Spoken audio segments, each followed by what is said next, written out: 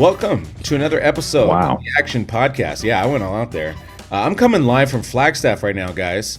And, the job never stops. I'm on a shoot here, and but we had to get this podcast in. And today, we're going to be talking about several films. The number one film that we're going to be talking about is Don't Worry, Darling. The highly anticipated Don't Worry, Darling. Highly anticipated, directed by Olivia Wilde, who also is one of the stars in that, and Florence Pugh, Chris Pine, my boy Nick Kroll, to name just a few people in this. Harry Styles. Harry Styles, yeah. He's the other lead. Yeah. Actually, I didn't know that was Harry Styles. Now that you say it, I did know and I forgot, and then because I don't really know who he is, so yeah. Lies. Yeah. He's only got like number one hits. Like I don't know his biggest music. heartthrob ever. I don't know his music. Yeah, and then our second film we're going to be talking about is Lou, which you can catch on Netflix. It's Netflix's number one film right now, starring Allison, Janney, and Jurnee Smollett. And then the third film is Tyler Perry's Jazzman Blues, and that's also highly rated on Netflix. The other film is Meet Cute, starring Kaley, Cuoco, and Pete Davidson. And then we also have, and I'm just going to run these off, Infernal Machine, Sidney, which is a documentary on Sidney Poitier, and Escape from Kabul, which is also a documentary. So with that, Pete, let's get right into Don't Worry, Darling. I am super fascinated to hear what you have to say. I've got some things. Let's go. Do you want me to go? Or do you want me to go first? Well, why don't I go and then you can dispute me? Yeah. Okay. We know where this is going, audience. I think everybody knows where this is going at this point. Well, I got to be honest. I mean, there was just so much hype around this movie. I thought the movie was fine. I thought Pugh is a standout. Like, she crushed this movie. She carried this movie. I thought that Harry Styles was fine. I think with that role, sort of kind of asked for a little bit more of a seasoned actor. I think if somebody who was really a great actor was in that role, I think that it would have been a better movie. I think Harry Styles he was good, but I don't think that he's just that great of an actor yet. He will be in time. I mean, he's got a lot of talent. I thought that visually it was very good, stunning at times. The soundtrack was really eerie, with all those like yeah, I love the soundtrack. It was really creepy, and it added to that sort of tension. I think the problem that I had with this movie was that you didn't really kind of find out what was wrong with what was going on to Pugh's character. Like, all these little examples like leading up to the ending, like, the plane crashing, or her getting like kind of squished in the glass. Like, it's never really kind of explained how all of this or why all of this was happening to her. And it just sort of kind of ended. I don't know. It did explain. Well, then again, explain it to me. Yeah, maybe I can help you, because you had this problem with another film, and then you saw it again, and you're like, yeah, okay, I kind of missed the boat on that one. But I stayed awake for this whole movie. Yeah. So I really like this film. I thought Olivia Wilde, I did not expect this from her in terms of literally how much kind of her imprint on this film was. But this was super stylistic. Like you're saying, the music was awesome and really carried it. And very stylized. Yeah. And I loved the look of it. I loved everything. And I don't try and look into movies too much before I watch them. And so there might be a small outlier, people that are like, oh, it was kind of predictable. That's not me. I didn't necessarily see what was going to happen. I mean, you knew something was up, but again, I don't really try and solve the movie before it happens. And so I was in it. I was in it to the end. And so I won't be able to explain this without massive spoilers here. So, audience, I need to be very, very clear. Fast forward 5 minutes if you have not seen the movie and you want to see this movie. Everything I'm about to say is massive, massive spoilers, and it will take away from your movie. It'll take away from your movie experience, because there is some shock factor to this. So, with that being said, spoilers after this. So you talked about like her having starting to have issues with her reality. And so some different comps that I could use for that, Pete, is the Matrix, where people would get inserted into this reality, and like in the real world, Neo is wearing scrubs, right? And then in the Matrix, he's wearing suits. Yeah, he's wearing, he's wearing Yeah, suits. He's wearing he's plugged in. sunglasses. Yeah, he's plugged in, right? It's as simple as that. He's plugged into an alternative reality. So the Matrix has some similarities with that. The other film would be Ready Player One, where in reality the world is decimated and terrible, and everybody wants to spend more time in this virtual reality. And so this film has a very similar premise to where, and then you don't know this at first, so this is why this is the spoiler alert, is it gets revealed later on that this is an alternate universe, right? That's probably the difference between the Matrix and this. Is it's more of the reveal at the end. It's like, oh, okay, this is not what you think it is, and so this is just your classic like escape from reality. But what the twist on this one versus these other films is Florence Pugh's character specifically didn't ask to be in this world, so she was manipulated to be in this world, and so that's why there's a little bit of a fight. And again, there's another spoil later, which is Olivia Wilde's character, which she's like, no, I chose it. And so that even threw Florence Pugh off. She's like, wait, what? We're all not trapped here. So right. Again, there's a lot of twists and turns in this movie that, again, I thought this was really well done and unique in a sense. Again, I don't think this is the most perfect film I've ever seen, but at the same time, I thought it was super, super enjoyable. And Chris Pine, I thought, did an excellent job. I mean, he really plays that role. I think he nailed that role. And like you're saying, Florence Pugh, I think, does an excellent job. But again, you get these hints because when she starts to remember that she actually liked her life before, and it's only because Harry Styles didn't like her life, like that's why she's there. But he did it without her consent. So in a way, it's like virtual reality. Yeah, but all those things are what, just glitches then? Yeah, exactly, because it's still a software. It's still medicine that's not perfect. Yeah. And so yeah, I mean, it's basically her neural response to fighting what she doesn't want, right? Which is a real thing. Like when your body is telling you something's not right, it's gonna fight it, and that's I think kind of an ulterior kind of theme of this film of, if people want to be there, then they're not going to fight it and it stays perfect. But that's the problem, is when you recruit people that don't want to be there.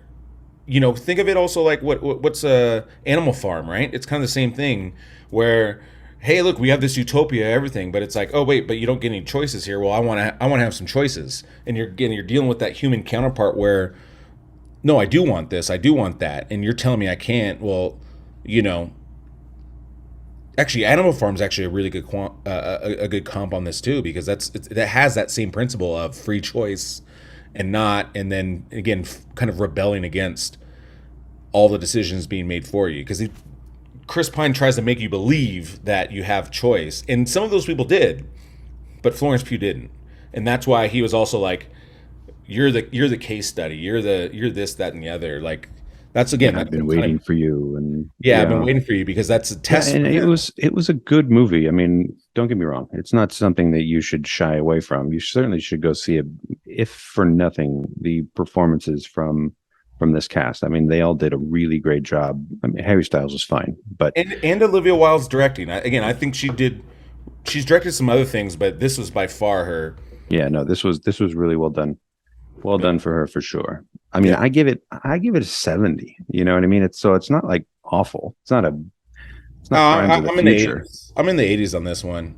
It's not in my top 5 of the year for sure, but it's good. Top 10 for sure. Yeah, top 10.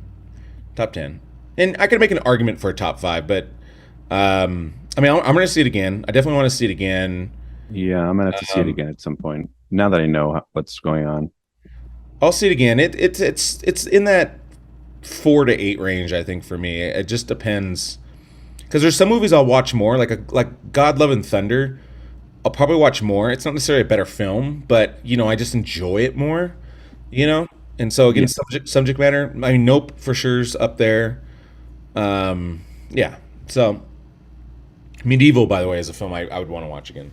I need to watch that one again. That one's great. Yeah, I gotta see that. But yeah. All right, Okay. good. All right. Let's move on to the next film, Lou, which, like I mentioned before, is the number 1 film on Netflix right now. And That's so, right. if you put those ratings highly in your own rating system, then you know I would definitely recommend checking this out. This is kind of an action thriller. I didn't know what I was getting into when I started watching this film, but it stars Allison Janney and, like I mentioned, Jurnee Smollett. And is there another bigger actor? Or not really. I mean, I know the No, other guys, but I'll go there's first on people this in there one. that you recognize, but nobody by name, probably. Yeah, I'll go first on this one just because I didn't get to finish seeing this movie by the time we started recording. I'll actually finish this tonight. Right. But I really like it so far.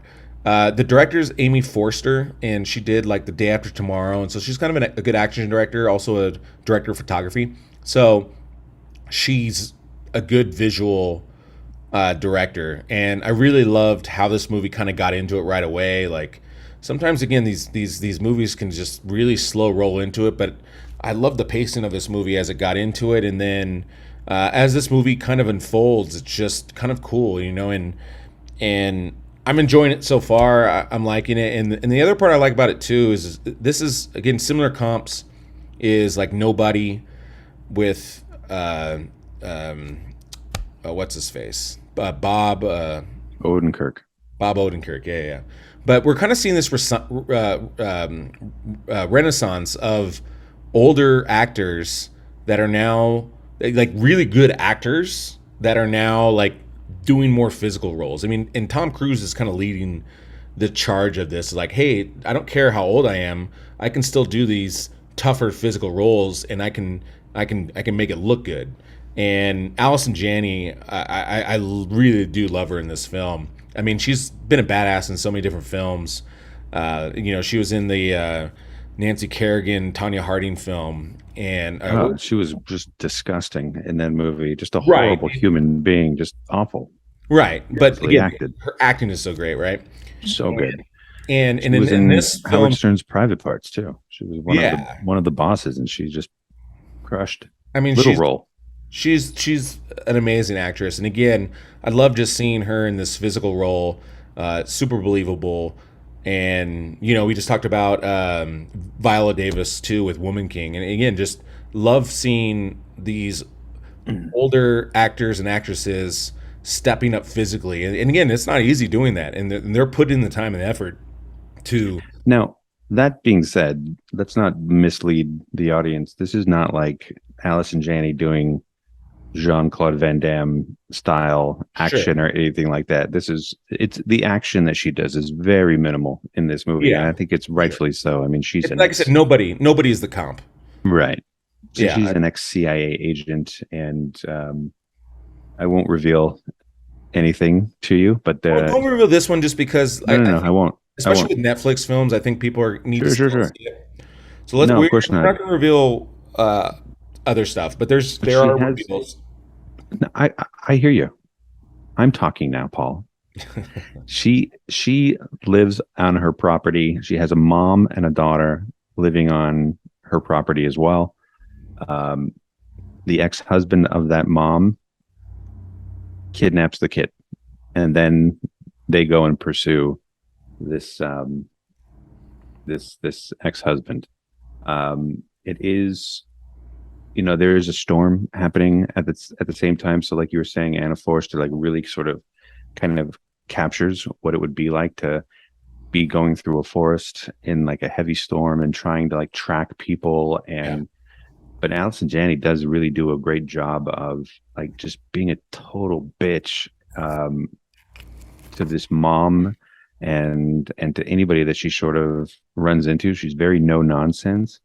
Um, I I ended up not loving this movie, it's fine. I think you should go and watch it on Netflix because it's good. You should watch it for sure. So when you get to the end, just remember that old Pete said, "I didn't really think it was believable." I'll just leave it at that. All right, fair. I haven't seen the ending yet, so I'm curious to watch the end of that. So, but I'm with you. Like I said, I think this is a solid Netflix watch, and Sure. If you need something to watch at home, this is the one for sure. yeah. And again, I thought it was pretty entertaining, regardless. Again, I don't know. I haven't gotten to the ending yet, so I don't know if you're like the ending or not. But I think you'll enjoy most of it for the most part. So, okay, next we have Jazzman's Blues, and that Oof. is directed by Tyler Perry and produced from the Tyler Perry Studios in Right. Georgia. And I'm going to have a quick thing on it because, again, I haven't finished this, but I'll let you do most of the talking. But I love how it looks. This does not look like a Tyler Perry film. This has a really, really magnificent visual look to it so far in the movie. I love the background story so far. Again, the visuals look great. Acting is excellent. I love the kind of like the topic, I guess. I don't really know the story yet, so I'm still looking forward to all that. But you know, this is looks and feels. So I don't. Tyler Perry is a great filmmaker and obviously is mega successful. But I also want our audience to just know this isn't Medea. You know what I mean? This looks like a true kind of cinematic experience that he's doing. And so don't judge him by any of his other work that has been successful. This is different. And this looks like, something that might be, in the Oscar race come, when that comes. But I love it so far, and I love his historical fiction. So this is up my alley, and again, I love everything so far. I love that time period because it's just, again, it's just so different and so many different things to explore. So I'm excited to see the rest of this film. Yeah, this is it it makes you feel like you're watching a real life story taking place. Um, I'm not a I'm not a huge Tyler Perry fan in terms of his films, but I respect the hell out of him. I respect how successful he is. I love that he is somebody that really is one of the more charitable guys Absolutely. in the industry. Like he's just a really stand up, amazing human being. But I'm just not a fan of Medea or any of those sort of comedy movies. Like I You're just not the never really, demographic either. He yeah. mentions that. And so I never really got into it. And so I didn't have any expectations going into this movie. I had no excitement going into this movie. I'll be honest. This was such a great film. This was an absolutely tragic story that was so well told. Um, and there's so much to the story, and he packs it in really kind of brilliantly. Yeah, This movie has like unsolved murders and like cold cases and like forbidden love and deceit and like this big secret at the end. And it's just I really really enjoyed every second of it. This is definitely a must watch, and you might be able to see it in a limited release somewhere, but this is a cozy up with your loved one or by yourself, and get ready to go on a journey. It's a tragic journey, but just it's good. yeah, Really, really well done. This is an 80 for me, easily. nice, nice. Yeah, like I said, I'm looking forward to seeing the rest of it, and yeah, like I said, everything. I like everything so far, so So excited, good. excited to go on this path. Okay, next one, Meet Cute, and it stars Kaley Cuoco and Pete Davidson. Pete, do you know, is this a theater film or is this streaming film? This is a streaming film. This is on Peacock. This is on Oh, the cock. it's on the cock. It's on the cock. Guys, if you haven't seen anything on the cock yet, well, you need to see it. One of Yeah. the budgeting network, and they got a lot of good stuff on there. So, Okay, just briefly, and we don't have to spend a lot of time on this film because there's really no reason to. This is an okay stay-at-home date movie. It's really bizarre. It's a different sort of way of telling a time travel movie. So I give it credit for that. It is very unique. It's not really particularly funny, um, That's weird. but it's a good, yeah, with Pete Davidson and Kelly Cuoco. I mean, you would expect real comedy, but there's some real moments of seriousness. That sounds If like you're King of Staten Island. King of Staten Island wasn't like funny, but no, but I will say, if you had to put in your votes for Academy Awards today, I, I might throw Kaley Cuoco on there because she plays the role of a psychotic woman perfectly. She did an amazing job in this movie. Movie isn't great. Her performance is just really good. wow. And Pete Davidson, he does really well in this too. It was billed as a comedy and looking to laugh, and I didn't really laugh. I was just taken on this really bizarre time travel journey and was met with a lot of really intense, sort of dramatic acting.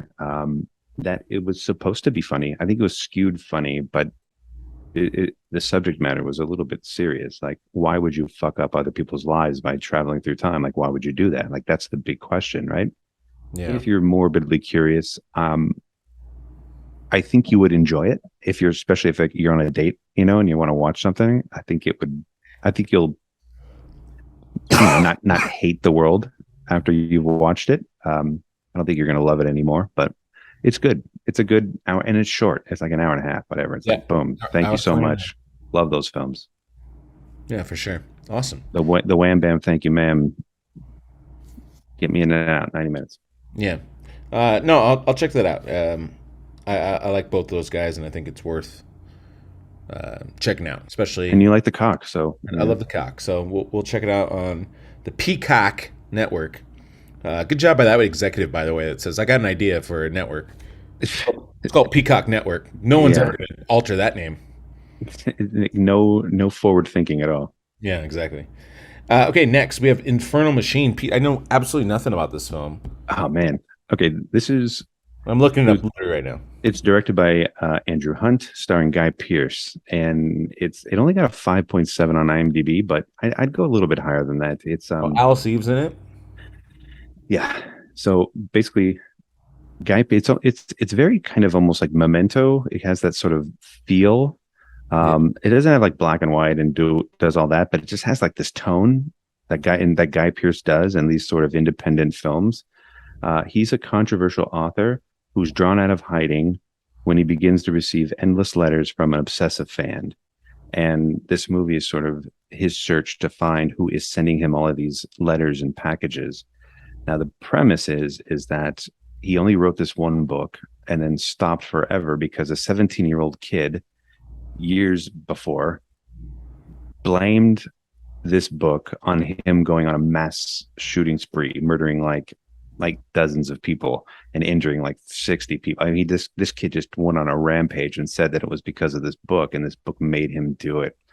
And this movie is great. It just keeps you guessing, as well as the main character. It keeps guessing. So you're with the main character throughout this entire film until the end of the movie, which I'll leave for all of you guys to experience yourself. Yeah, zero marketing behind this film, which I really find incredible because Guy Pearce does a great job.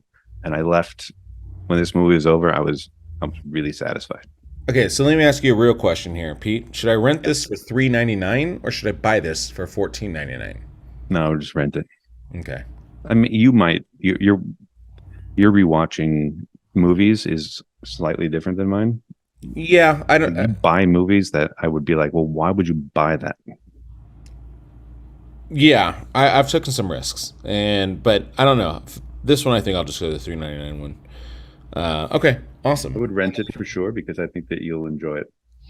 Yeah, and then hopefully it starts right off the bat. This isn't a slow burn. This isn't like that's good. You gotta wait 30 minutes to find out what the hell's going on. I mean, you get right into it right away. Yeah, awesome. Okay, next we have 2 documentaries that you saw, Pete. So we're just gonna give our audience a little bit extra content today. A little bit extra. So these are 2. Sidney, which is based off of Sidney Poitier.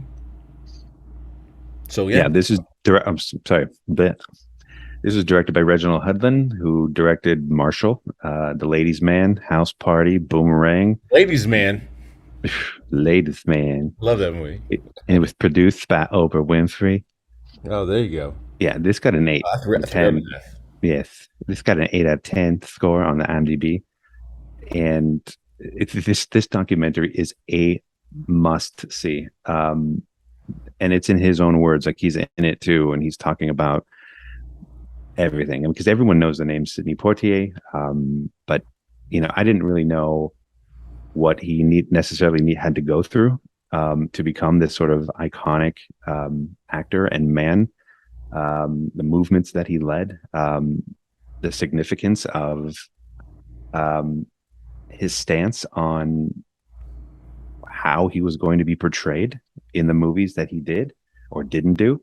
Um, Unheard of at the time. This was a guy that said no to projects because his character wasn't given a natural human voice, and he just had this sort of amazing charisma and took care of his family. Even though he had two families, he took care of them. All families like love each other, and they all still hang out even to this day. Really, really well done. Oprah Winfrey's in it, and Morgan Freeman, Denzel Washington, Halle Berry, Barbara Streisand. I mean, this is just celebrities like for days talking about the impact that this one person had on all of their lives. Oprah especially.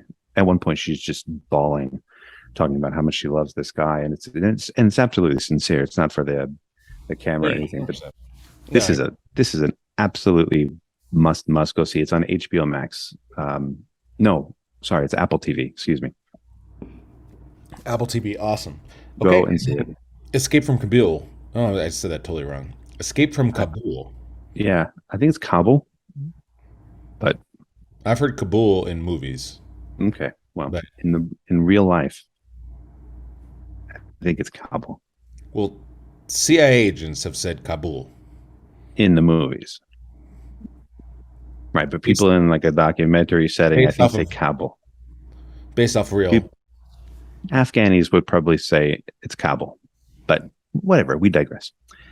This is on HBO. This is on HBO Max. This documentary was pretty sure viewership just dropped right there. Yeah. Wait, why don't we have any viewers anymore? This documentary was intense. Our 40-minute discussions on the pronunciation of Kabul. Beautiful. I mean, this is the stuff people want. Yeah. This basically is the documentary about those last days when the U.S. left Afghanistan and all of the Afghanistan people who were trying to get the hell out of there because they knew that they were probably going to be killed or something even worse, which is like live through torture and horror for the rest of their lives. This was one of those documentaries where I literally found you ever like watch a really intense scene and you don't realize your hands are clenched together until you kind of look down at them and you go, oh, and then you kind of relax your hands. This happened every few minutes. I would tense up because, I mean, the people, and it's all real footage. It's not like a mockumentary kind of thing where people act. These like real footage from like these trenches surrounding the airport, and like all the children who have to get kind of handed over, and basically the families are like they're either dead or they're giving up and leaving because they can't get in, but they'll take the kids. You know what I mean? It's just so sad and really well done. But then you have all of the military people talking about their experiences having to deal with this. They don't have no training for, and it's just really well done. It was intense, and I would highly recommend going and seeing both of those documentaries. And where can we see that one, Pete? HBO Max, on the Max. On the Max. HBO Max. All right, sounds good. Well, yeah, so that wraps us up for the newer reviews. Upcoming, so next week, Pete and I will be doing the work. We have Blonde coming out, which is the Marilyn Monroe film starring my girlfriend Ana de Armas, and that's going to be on Netflix. So that actually comes out Wednesday, September 28th, I believe. Correct? Right. It came out in a limited release last week, but right. The big release is Netflix. Yeah, and then the creepy horror film Smile is also coming out this weekend. Yeah, I can't wait for that. And there's another film, guys, and if you get the opportunity to track this down, it's called The Greatest Beer Run in History, starring Zac Efron, and then it's directed by Peter Farrelly of the Farrelly Brothers, Dumb and Dumber, amongst other films. And this film has gone. I've heard some behind the scenes stuff, and this film's. I think I've actually saw an interview with the real guy that did it, and so this is supposed to be a really, really good film, and it's got a great cast. And so if you can track that film down, I don't think it's released everywhere, but track it down. We're definitely going to see that. I'll figure out a way to see that. And yeah, we'll talk about that one. The third one is called The Good, and I can't read my writing. The Good what, Pete? The Good Place? House? The Good House? The Good House. I think it's called The Good House, and that stars Kevin Kline and Sigourney Weaver. So that sounds like a baby boomer type of a film demographic. But we'll still see if we can check that out. We'll try. We have Bros, directed by Nicholas Stoller, who did... I'm most excited about this movie. This looks like one of the more funnier movies that I'll ever see in my life. Not to overhype it, but this is set up to be a classic comedy movie. We'll see. We haven't seen a classic comedy in a while, so I'm not going to give it that much hype. But hopefully... That's the same people that did like Bridesmaids and stuff, no? No, it's Nicholas Stoller. He did Neighbors, and he did Forgetting Sarah Marshall, I believe. Oh, I thought Bridesmaids were somehow involved in this movie. Not to my knowledge, but I could be wrong. I could be wrong. Well, but either way, this guy's got a little bit of a track record. So, anyways, looks hilarious. That coming up, and then on our classic reviews, we've got Hocus Pocus coming out later this week in honor of the new. Oh, that's actually what comes out next week too. Is Hocus Pocus 2. So we'll be checking that out as well. So Hocus Pocus with Hocus Pocus 2. See what we did there? Yep. And then after that, we have the Goonies. We got Star Wars coming up. Rudy, I believe, is coming up. Rocky 4, just to name a few. So we got some heavy hitters coming up, guys. We're not backing down. There's going to be some big episodes. Yeah. So with that, Pete, thanks for joining us today. And Always. With that, guys. Well, before we cut it, make sure to like this. Make sure to subscribe. Tell your friends. Tell your family. Start spreading the word. Yeah, we're growing. Make sure you check us out on all of your favorite podcast networks, whether it's Apple, Spotify, iHeartRadio, all the big ones. We're there. Google Play, and then of course, if you're watching us on YouTube, make sure you like and subscribe. Please comment, guys. Let's get some chatting going. We're the ones doing it. We don't have anybody working for us, so let's get some chatter. What do you want to see, guys? What are your opinions? We want to hear from you. So with that being said, guys, just like any other great production, that is a cut. Thanks, guys.